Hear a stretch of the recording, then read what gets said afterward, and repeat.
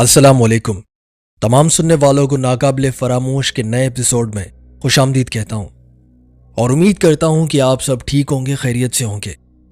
जिन हजरात के घर ऊंचाई पर होते हैं, यानी जो फ्लैट्स और बिल्डिंग में रहते हैं, और जिनके घर ऊपर के फ्लोर्स में होते हैं, अगर वो अकेले सोते हैं और रातों में देर से काम से घर आते हैं और अगर खिड़की खोल के तेज आवाज में रात को बात करते हैं तो इससे गुरेज करें।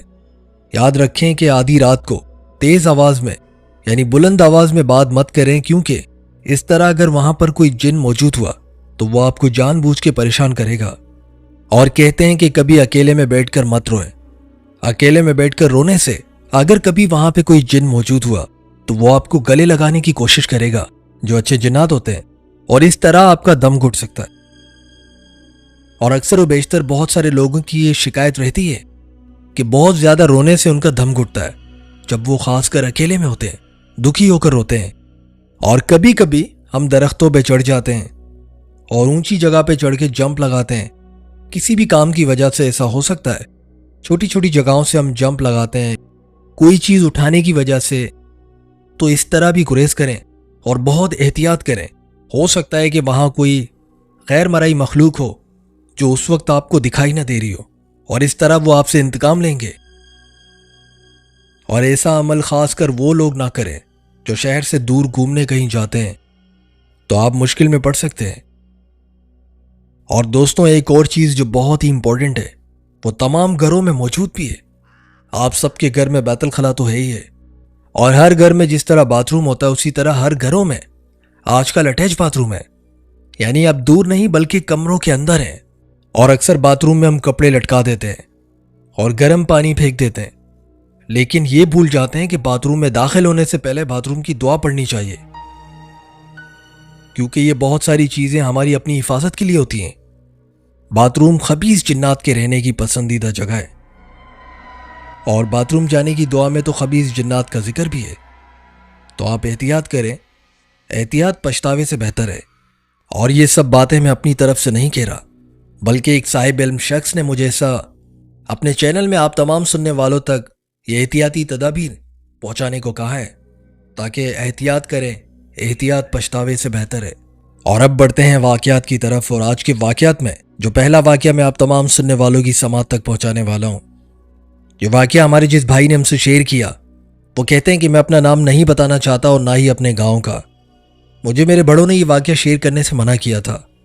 हमारे भाई कहते हैं कि पंजाब के जिस गांव में मैं रहता हूं, वहां से बचपन में ही मैं लंदन शिफ्ट हो गया था, काफी पहले। और जब मुश्किल से मैं अपने गांव जाता हूं तो कुछ ही महीने गुजारने के बाद वापस आ जाता हूं। और बचपन से यहां लंदन में रहते हुए इतने साल गुजर चुके हैं कि गांव में बहुत सारे लोगों को तो मैं पहचानता भी नहीं हूं। ये उन दिनों की बात है, सर्दियों में, जब मैं अपने वतन आया था, अपने गाँव में, अपने घर आया था। और एनवायरनमेंट चेंज होने की वजह से अचानक से मेरी तबीयत खराब हो गई, तो मैं काफी दिन तो घर में ही रहा। और एक दिन रात को सिगरेट पीने के बहाने बाहर निकला और टहलने लगा, और टहलते टहलते काफी दूर आ गया। मुझे अंदाजा नहीं हुआ कि मैं कौन सी जगह पर हूं। अलबत्ता मुझे इतना पता था कि मैं घर से कितनी दूर आ चुका हूं। अचानक मुझे एक घर दिखाई दिया जहां पे बहुत ज्यादा लाइटें लगी हुई थी, रौनक थी काफी। मैंने कहा चलो यहाँ पे रौनक है, बहुत सारे लोग भी अंदर मौजूद हैं और बाहर भी थे। ये नहीं कि सिर्फ अंदर ही थे, लोग बाहर भी मौजूद थे। तो वहां एक पत्थर पर बैठकर मैं सिगरेट पीने लगा। काफी देर तक सिगरेट पीने लगा और अपना मोबाइल यूज करने लगा, इस आसरे में कि चलो यहाँ पे अंधेरा नहीं है, बहुत सारी लाइटें भी है। और उसी दौरान जब मैंने अपनी आंखों से ये नजारा देखा तो मेरे पैरों तले जमीन निकल गई और खौफ के मारे मेरी हालत खराब हो गई। मुझे लगा कि शायद ये सब लोग हैं, लेकिन जब मैं थोड़ा सा करीब गया, क्योंकि मुझे प्यास का एहसास होने लगा, तो मैंने कहा यहां से पानी ले लेता हूं सिगरेट पीने से पहले, क्योंकि सिगरेट पीते पीते मुझे बहुत प्यास का एहसास हुआ। काफी वॉक करके यहाँ पे आया था। मैंने वहां नौजवान से, दूर से मुझे वो बड़े बड़े दिखाई दे रहे थे। जब मैं करीब गया, वो तमाम भोने थे, वो छोटे छोटे कद के थे, वो सब एक ही कद के, बराबर कद के थे। मैं देखकर काफी हैरान था, और उनमें से एक शख्स मुझे बड़ी गौर से देख रहा था।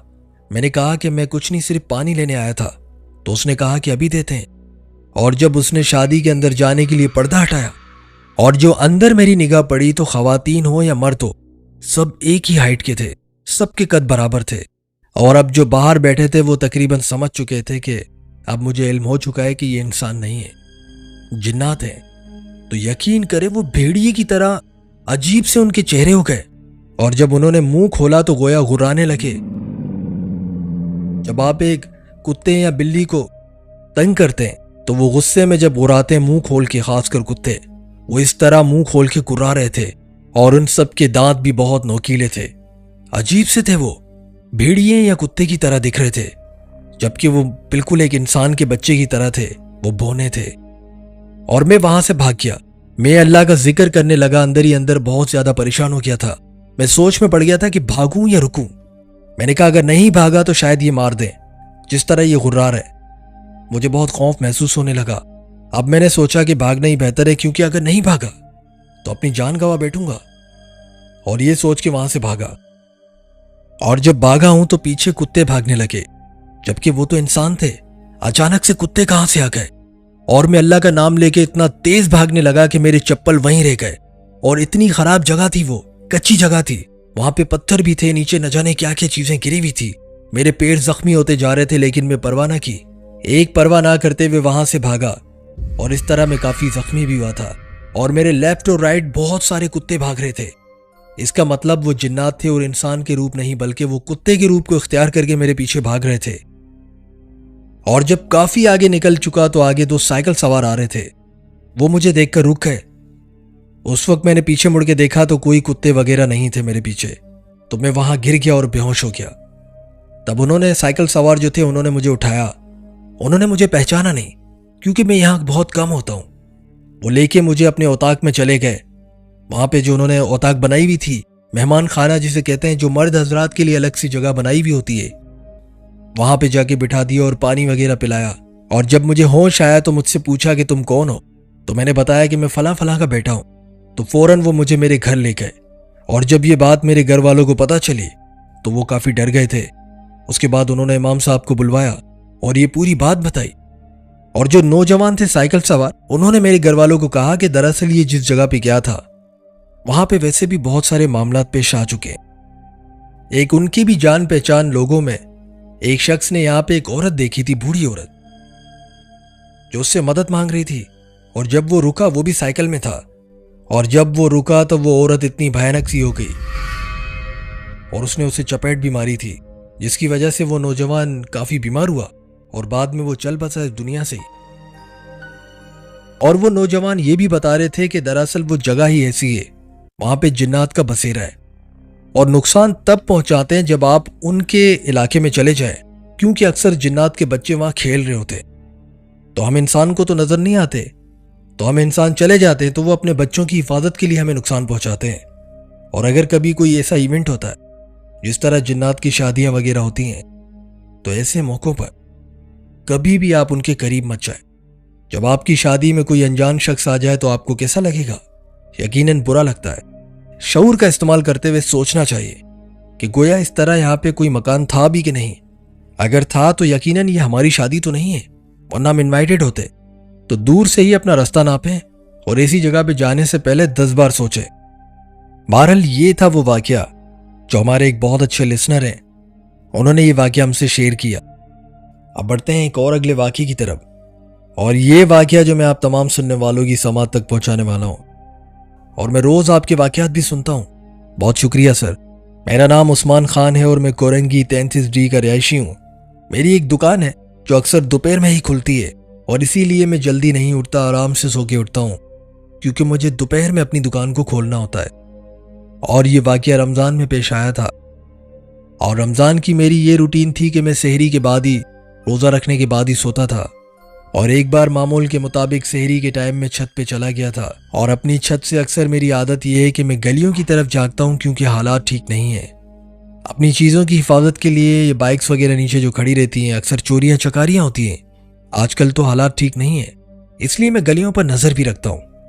और अचानक से सामने वाली छत पे मेरी निगाह पड़ी तो मैंने देखा कि दरख्त की तरफ से एक अजीब सा शख्स था जो काफी बड़ी एज का था। वो सफेद कलर के चोखे में किसी जानिब जा रहा था। उस छत पे मैं बाकायदा उसको बिल्कुल वाज़े तौर पे देख रहा था कि वो एक शख्स है जिसने सफेद चोखा पहना हुआ था। उसका कद बाकायदा लंबा होते जा रहा था, और एक जगह वो खड़े होके उसने तकबीर पढ़ी। और उसके हाथ बहुत अजीब से हो रहे थे, जिसे देखकर मैं काफी डर गया। इस तरह उसने अपने दोनों हाथ जो है दोनों कंधों से मिलाए थे और उसके बाद मैं काफी डर गया उसे देखकर, क्योंकि उसका कद मुसलसल लंबा होते जा रहा था। मैं नीचे भागा अपनी वालिदा मोहतरमा के पास और मैंने कहा कि आपको एक चीज दिखानी है।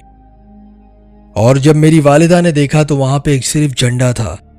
मेरी वालिदा ने कहा कि तुम्हारा वहम होगा, एक झंडा है और कुछ नहीं है।